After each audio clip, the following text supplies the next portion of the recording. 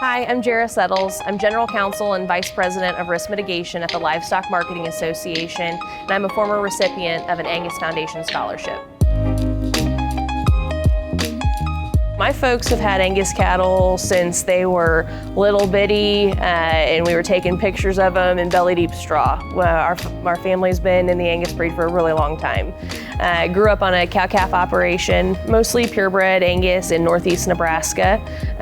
My folks are still on the farm back home. Went to Butler Community College, which is a junior college in Kansas, on a livestock judging scholarship for the first 2 years of my education, and then transferred to Kansas State University to finish up my animal science degree. And then once I was done with that, went to Topeka to Washburn University School of Law to get my JD. A lot of people ask why I wanted to be a lawyer, a little farm kid in Nebraska. What made you want to go be a lawyer? And it was a long time ago. I was in grade school, and mad cow outbreak happened. First time that we'd ever seen it in this continent. And a lot of people freaked out, including Oprah Winfrey. Oprah at that point was the person that a lot of America listened to, and she, in more or less words, basically warned people against eating beef. And I remember being so mad about it, even as a little kid, because that's not true, it's not right. And a group of Texas cattlemen sued her for those defamatory, or in their mind, defamatory words. Now I know why they didn't win, but at that point I told my mom, I was like, if I was the lawyer on that case, I'd have won that case for the beef industry. And so she told me, well, if that's the case, you better go grow up and be a lawyer. So that's what sparked the interest, thanks to Oprah Winfrey. We spent every summer going to junior nationals if it was close and made sense for us to go. So if you were at the show when Jara was a kid, where would you find me? A little bit of everywhere. My folks were huge advocates of participating in absolutely everything.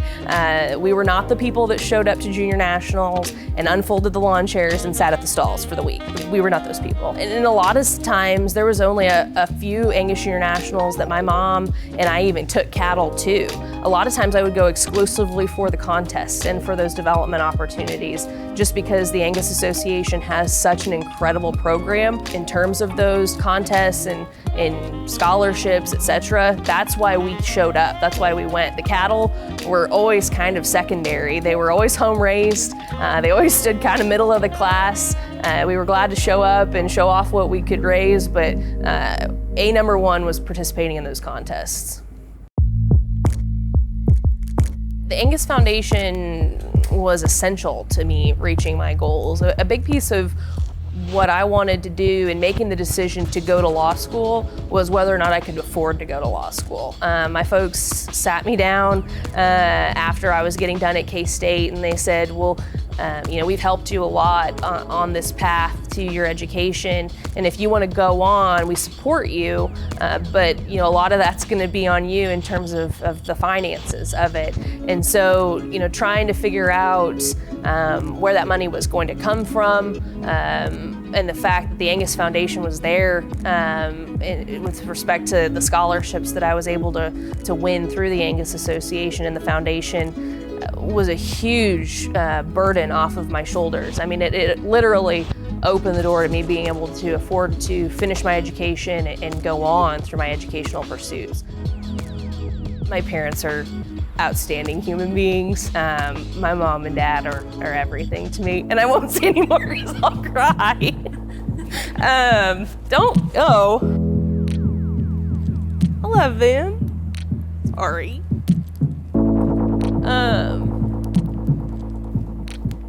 Yeah. Delete that.